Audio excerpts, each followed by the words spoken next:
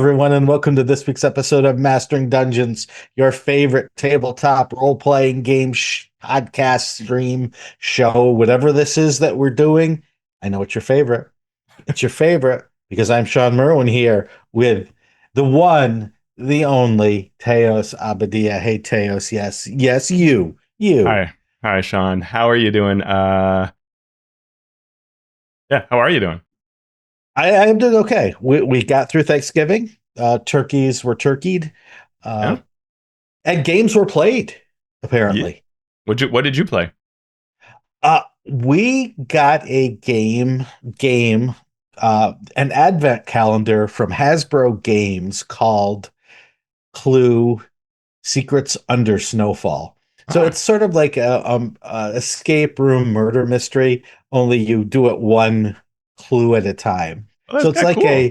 it's like an easy-ish escape room, but you do it, and so it's like we open the thing, read the clue, like 3 minutes later we've solved that, and so it's good, but Okay, it's a gaming, little too right? easy That but counts. fun. Yes, All right. yeah, no, Well, you have it's fine. It's just right. okay. Good. Well, there you go. But Nice. you played something, speaking of just right. Yeah, I got to play Alien Evolved, a table run by Megan J, who's on our Discord for several members of our on Megan's Discord, and it was great. We had some heroism, believe it or not. Alan Tucker played, and he sacrificed himself for us to let the other two of us escape. And it was a great game, very fun. Megan J always runs an awesome game. You can find her on Start Playing, and it's well worth doing. It was super fun. So that was great. Did you And play I online or in this was person? it was an online game, and Okay. it was great because whenever I buy RPGs and they start piling up the unplayed ones, I want to cross them off the list, and so now I can say that Alien Evolved purchased, played. Like it's in the good Excellent. column. Excellent. And speaking of games unplayed, Mm. we are going to talk in our main segment today about a game called Brindlewood Bay. You've probably heard me talk about it a bit when I'm comparing it to other games. And I think we finally got to the point where I'd mentioned it enough, so I thought we should probably talk about it. So we'll be getting to that in our main segment. But first, we are going to go to our listener corner to hear from some of our listeners out there. So if you want to send in your comment or question, you can do so via our Patreon Discord, via YouTube comment, on Mastodon, on Bluesky. You can email us at masteringdnd@gmail.com. You can talk to us in real life at conventions. You can scream out the window. You can use ESP or telepathy to communicate with us. I'm Well, not a great receptor, but maybe Teos is. the And new Gamma board member might hear you. So it's quite possible. It's quite possible. And we're actually going to start with an email that was sent to masteringdnd@gmail.com from Ryan. Uh, Ryan asks us to look at something called proactive role playing as defined in the Game Master's Guide to Proactive Role Playing, which is available for cheap on Drive-Thru RPG. We did not do that. Sorry, Ryan, but we'll still take the question. Mhm. The basic thesis, according to Ryan, of this book, especially that first chapter, is how come every campaign ever is to, quote, stop the Dark Lord X from doing Y? Mhm. That is, why are so many campaigns primarily big GM world shaking threat driven? Instead, why not do it the other way around? And instead of setting threats first, set the player goals first, and then the game master cannot be all about putting fun and terrifying obstacles in the way of those goals. Obviously, while there are some chicken and egg bootstrapping issues, like how can players define their goals without threats, I think it is a really neat idea and would love to have you read that chapter and have a pragmatic discussion on this approach. Mhm. Hope to hear this sometime. Thanks for an amazing podcast, fellas. Uh, Hmm. I'll start here, Teos, unless you Sure. want to talk immediately. Okay. So, depending on the game master, the type of game, the players, this could be great. Mhm. However, some players, and I would even go as far as saying a majority of the role playing game audience wants to react rather than create and act. Hmm. And that's okay. But we need to be aware of that. So we're not constantly pushing something that the players either don't want or think they want until they realize they don't. Yeah. So sorry I didn't read the booklet or the chapter as requested, but this sort of proactive campaign uh, puts a great deal of onus on not just the players to come up with these things, but also on the game master. Because we all know it's a lot of work to prepare or create adventures or sessions of a campaign. But it's even more work to do it with proactive players, believe it or not. It sounds like it's the players are taking some of the load off you as the game master, but they're not. What they're doing is they're throwing something into the gears that you did not come up with. So you then have to take that and work with that either before the session as you're preparing or during the session if you're doing sort of an ad lib session. Is it great when it's done well? Absolutely. Is it done well often? And is it easy to do well? No. Yeah, that's interesting. So I have a lot of thoughts here, but I'll zero in on when I ran one of my campaigns, and I really wanted the players to have goals, and they came up with some. It's not like they didn't, but it was not like I couldn't get them to really come up with things that they actually thought were interesting. It's almost like they didn't know what to do, right? And Right. and I think different groups have different amounts of comfort with this. So if you have a group that is super happy with coming up with all kinds of neat things that they find engrossing, and if you as a DM are kind of person that really gets energy from that, then you'll find it easy. I think it's a little bit like being an extrovert versus an introvert. But I Yeah. agree with you that most DMs out there will probably think this is more work and this is harder.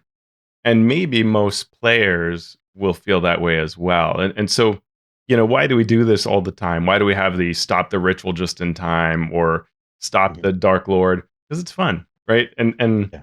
And it's an easy way for all of us to just jump on board.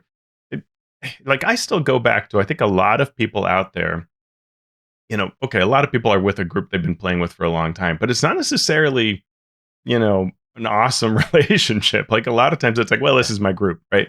Or they are answering the call of some, the equivalent of the pegboard in the gaming, Yeah. store. And, you're just trying to find a group that you sort of like. And so then when you throw this in there, it's tough, right? Because these are things that cause more friction between groups, more of a what is your goal? Oh, my goal is this small thing. Mine's this enormous thing that draws all the.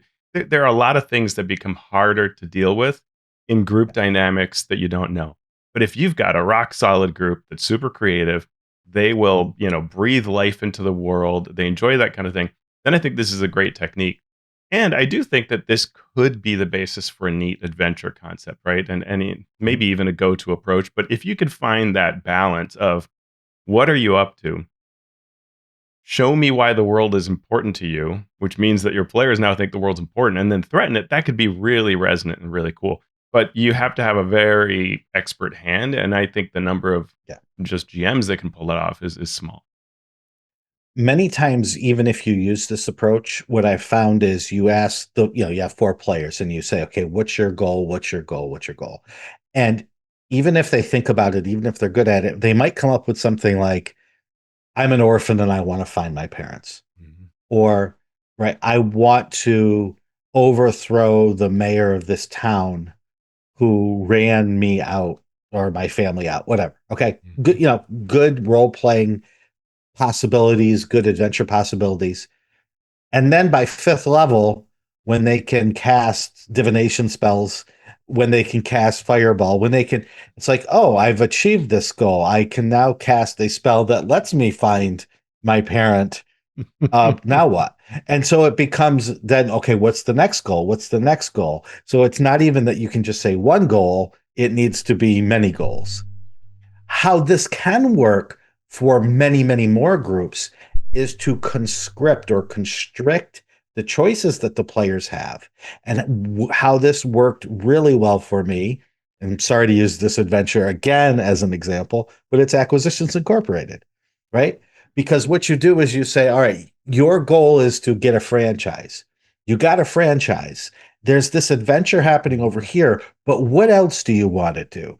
There are mines that you could do. You could run for mayor of this town. You can do these things. So you give a menu of choices to the players. Yeah. The players can choose from that menu, and you have already in your mind an idea of, okay, how would this go?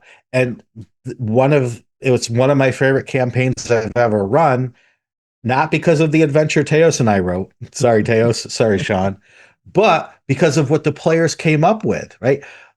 They came up with these money making schemes that were outrageous and hilarious, and Yeah. and we had so much fun with that. So every two, we had 2 sessions playing the adventure, then 2 sessions doing their franchise stuff, and that their goals then came to the fore, Mm. and in some ways informed the entire adventure as well. Right.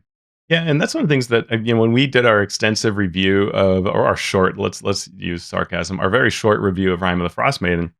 We Mhm. talked about how you start in the 10 towns, and the idea is you've been here a while, but Mhm. there's nothing about what you've been up to, right?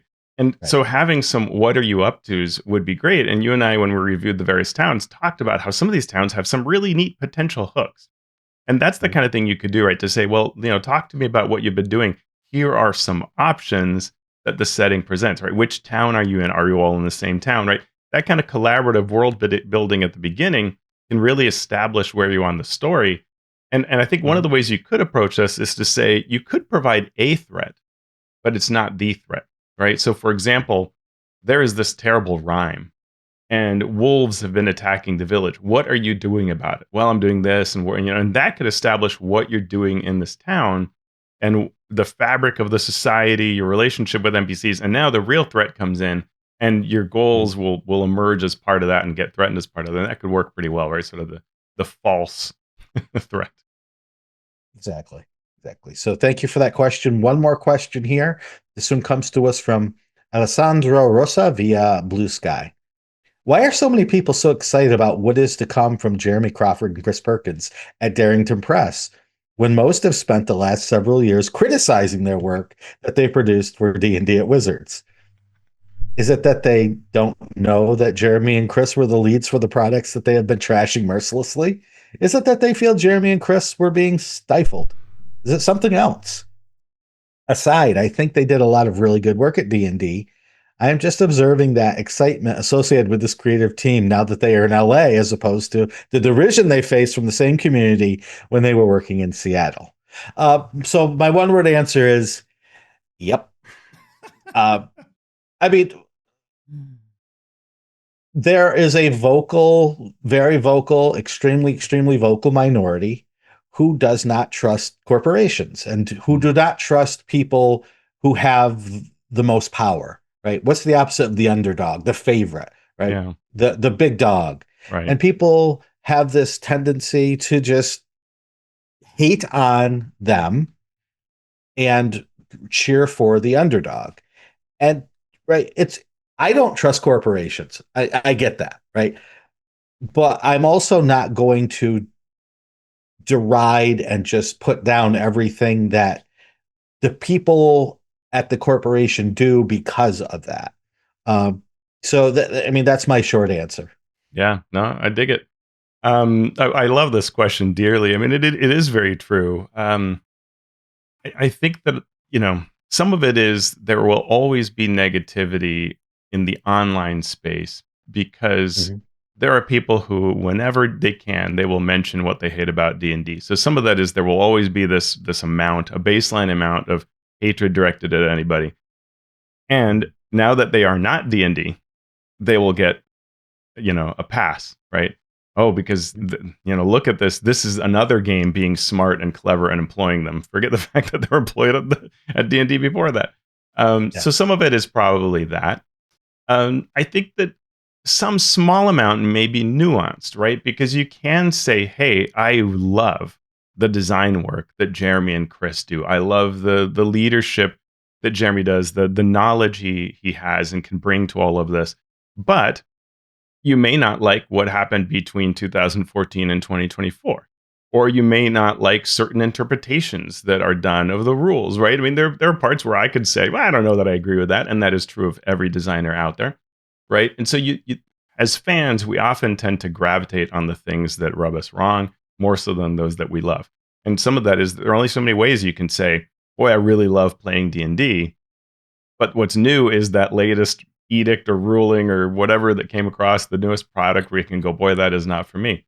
And so that's what you often hear, right? But all you have to do is go see what I like to think of as everyday players, right? Go to random gaming stores. People are completely disconnected from the on-world game, the on-world world, and you will find these people just loving on D&D, and they don't know who Jeremy Crawford is or Chris Perkins, or barely know, and don't track what they do, and have really no complaints. They're just having a blast. And the same is true at casual conventions. If you find a, type PAX Unplugged, PAX West, Emerald City Comic Con, those kinds of places, I just meet all these very casual players.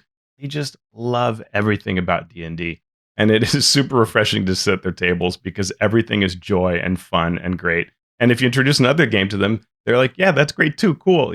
There's Yeah. none of this build up. Yep.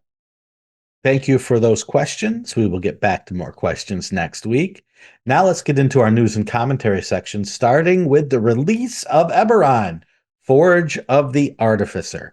I would show it to you, but it's underneath my laptop right now, so I can't get it. But I will tell you what's in it nonetheless. We have the 2024 5e version of the Artificer class, as well as 5 subclasses: the Alchemist, the Armorer, the Artillerist, the Battlesmith, and the Cartographer. You want a new spell? I've got a new spell for you. What can I do to put you in a new spell today? Ooh, That yeah. new spell is Homunculus Servant. Um, you can't have Eberron without dragon marks, so a new dragon mark system is now in place that uses feats to deliver that rule element and that story element.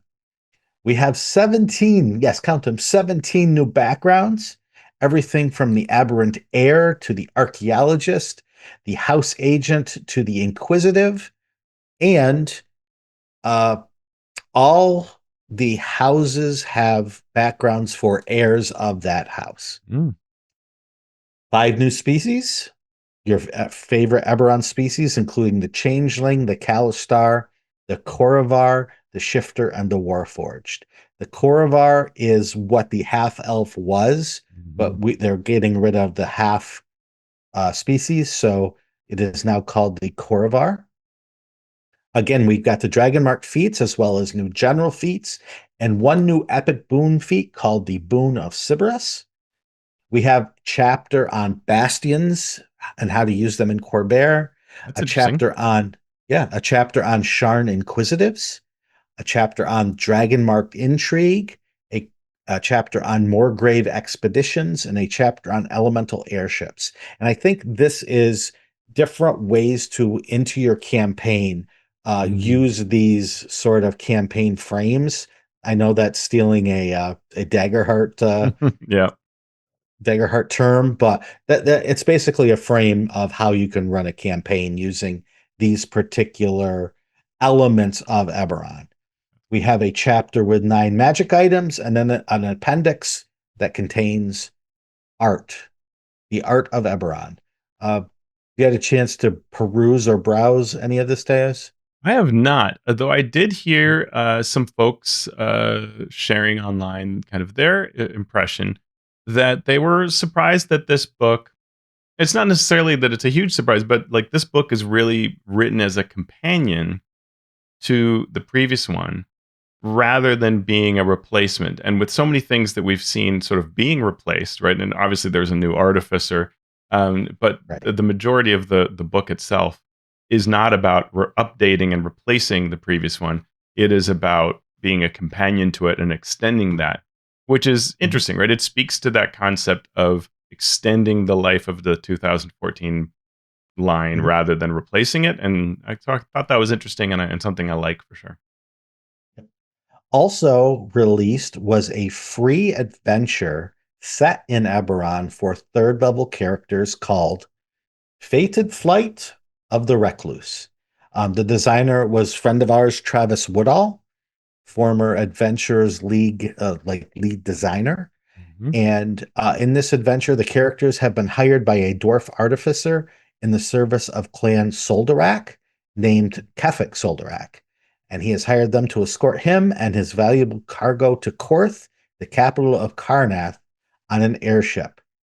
And the adventure starts with the characters trying to stay alive aboard a pilotless airship under attack by pirates. And from there, it plays out the rest of the journey to Karnath on this airship. That's awesome. Travis Yep. is great. He has some really great adventures that he's written for AL, for Living Forgotten Realms. He runs some amazing sessions at GameholeCon. If you go there, absolutely recommend catching him playing those. Mhm. Very clever guy. Awesome. Yep. And we have MCDM releasing a new class and a new adventure. Teos, you can lead us through this. Sure. So you can get the Summoner class now. It is an advanced or expert type class for people who have played a fair amount and understand the mechanics because it is more complex to run. It allows you to raise armies of minions and bolster the party. And so this requires some management, and that's why it's for an expert kind of level. Also available is the adventure The Fall of Blackbottom, an adventure dropping first level heroes right into fast paced, high stakes adventure as the city is plunged into chaos. And Shawn, you and I played a version of that. It's been in playtesting and used for playtesting the rules themselves for a while. So we played that on the D20 Play channel. Very fun. Mhm. And in addition, the Codex Virtual Tabletop is now available for all MCDM patron supporters, including Fall of Blackbottom. And it's pretty amazing. Matt Kovla did a video. I've not gotten into the Codex yet. I've been too busy with other things. But Matt Kovla showed this picture of that burning tavern that you and I were in and when we played the Mhm. adventure. And all of the edges have this like fire effect that's going on and smoke, and it looks amazing. Very impressed by what that VTT looks like. So I'm excited to try it out at some point. Oh, and I Yeah, should I got say, the email.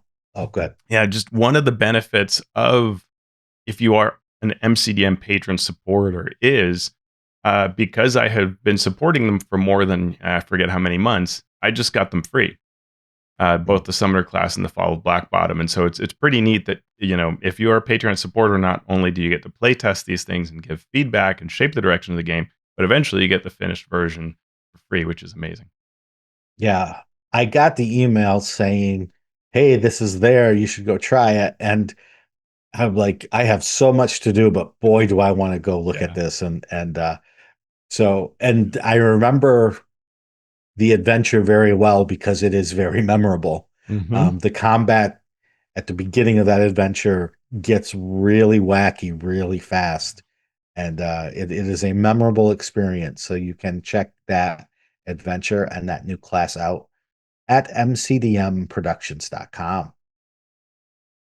We have a little bit of culture for you here. Ooh. Um, Initiative is a play that is D&D themed, playing at the New York Public Theater.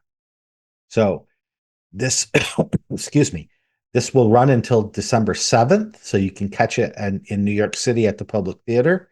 The play is 5 hours long, and it uses D&D as a centerpiece for a quote bittersweet reflection on adolescence at the dawn of the new millennium. It tells the story of 17s from 2000 to 2004 as they become friends, and then more than that, and they wrestle with potential and loss and struggle to find their way through their young lives.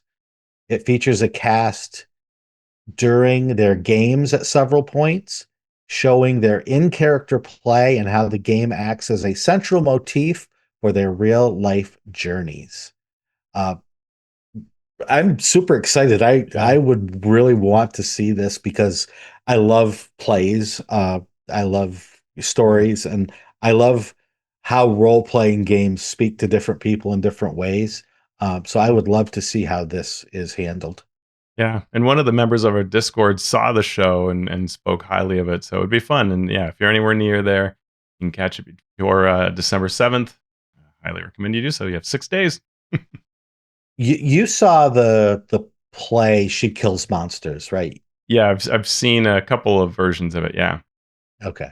yeah, it's great. That Yeah, that was I saw an online version during COVID. Mm, It was done via Zoom almost, and it was really fascinating to watch how that not just that play, but how they did it yeah. virtually. Was fascinating. Yeah, I had the pleasure of my daughter was in a production of it in high school, and she brought me in to run D&D along with several of my friends, Gary West and various others. We ran Mm. the cast through a game of D&D using Confrontation at Candlekeep, and but I Huh, changed the enemy at the end to be Orcus to fit the play, and they had a blast. I think it helped them really visualize what's going on here. So it was fun. awesome. Well, speaking of actual playing, we Mm, have a new actual play coming from, of all things, Cosmere. This Cosmere RPG actual play is called Echoes of the Father. It has the new Stormlight actual play one shot available. It is helmed by Jasper Cartwright, a member of the Three Black Halflings podcast. Abu Bakar Slim from the HBO sci-fi series Raised by Wolves, Jacqueline Emerson from Hunger Games, Jane Douglas, and Mark/Mara Sherlock Holmes, podcaster and actual play maven, I would call them. So uh, there you go. This is good. This is what's yeah, needed because yeah. we know Cosmere's out. We know Mhm. that it's being played, but we haven't seen a lot of marketing behind it. So this is a way to start moving it in that direction. Yeah, absolutely. It's what you need for games that somebody can see what it's like, get that feel for it, be drawn into it, and showcase how a game is played, right? Mhm. Tell me about the international growth of Jubensha. Yeah. So we've discussed this Jubensha a while back as an example of how different the market for RPGs can be internationally. And Jubensha is something played in China. It's a mix of a murder mystery social deduction game, immersive theater, anonymous get togethers, TV viewing, and app support. It's huge. And Rascal News had a story that I've been, it's been sitting in my inbox, waiting for a moment to slip it into our news. It was on a company that's trying to grow this game internationally, but it again shows the breadth of this game, that more than 45,000 Jubensha shops were set up in China in 2021. TV viewership of just one popular show surpassed tens of millions of views within 2 hours. And it is a popular social activity and a vital part of the Chinese entertainment industry. And it is such a different game than what we play, though perhaps a little more like Brindlewood Bay, which we'll talk about in our main segment. But it is that kind of more open experience, and it to really dissect it, you have to get into a lot of interesting factors of Chinese culture and the history of how this game is played out. But it's enormous, with a lot of money being raised in a lot of different ways: TV, apps, all kinds of things. And there is a documentary that came out recently that helped grow interest outside of China. Several companies are trying to bring the game to other countries. Rascal interviewed one of those suspense studios and their efforts to bring the game to the US, to the UK, and the EU. So you can read that story in Rascal News. But it's really interesting, and I just love these kinds of situations where things are so different. I didn't slip it into our news, but another thing that was interesting is these stores in Japan that have the small little bubble that you put a coin into the machine and you get that little plastic semi-transparent plastic bubble and inside is some toy or something like that. Those are immensely popular in Japan and have been. And the latest craze is pictures of random people. You can collect them all. And it's so strange, right? But it's like this company is always trying to come up with something else to involve people, and people have loved trading just these, like, I've got this random person, I've got two of them, I'll trade you for that random person you have. And it's great, right? So you never know what will resonate in other countries and cultures, and And I think all RPG companies would do well to think about those possibilities. Yeah, and what the first question that comes to my mind being a D&D slash tabletop role-playing game designer is how can we use this, right? Yeah. Where does this hit in the US and how do we take advantage of rule systems and games and social networks that we've already established to push into the next iteration of role-playing game entertainment? Yep. So we will definitely keep Agreed. an eye on that story and any movement along those lines in our industry. Uh, Really quick in our creative corner this week, you, yes, you, listener, can nominate your most anticipated RPG of 2026. Teos, how can they do that? Ooh, they can go to enworld.org, which tracks this every year. And the important part, what always happens is later there'll be a voting process, and everybody will go, why wasn't game blah on there? Well, your favorite game can only be on there if you actually nominate it. So this is the most important part, really, is you have got to get your game on there so people can vote for it. This is the way you really juice the system. So you've got to get that game in there. So if there's something that's coming out next year, you're excited about it, and you'd like other people to share that excitement, start by going to EN World, find this thread, most anticipated RPG of 2026, and propose yours by just doing a single post there. And then that will get it onto the poll for next time. Mhm. And that was our news and commentary section here on Mastering Dungeons.